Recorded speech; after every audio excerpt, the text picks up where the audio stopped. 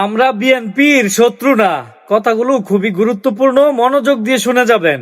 আগে ওনার কথাগুলো শোনেন। আমরা বিএনপি শত্রু না। আমরা বলতে চাই বিএনপি ঐতিহাসিকভাবে তাদের শত্রু এবং মিত্রকে চিনতে তারা ভুল করেছে। তারা তাদের শত্রুদের দ্বারা পরিচালিত হয়েছে, পরবর্তীতে পুরো দেশকে, পুরো জাতিকে সেটার জন্য কঠিন মূল্য দিতে হয়েছে। এবং আজকে আমরা দেখতে পাচ্ছি জুলাই বিপ্লব পরবর্তী বাংলাদেশে যে ঐতিহাসিক সুযোগ এসেছে, যে সংস্কারের, যে রাষ্ট্র প্রকল্পের, যে নতুন বাংলাদেশের, সে বাংলাদেশ ব্যাহত হওয়ার মূল কারণ হচ্ছে আজকের যে বিএনপি তারা তাদের শত্রু দ্বারা পরিচালিত হচ্ছে।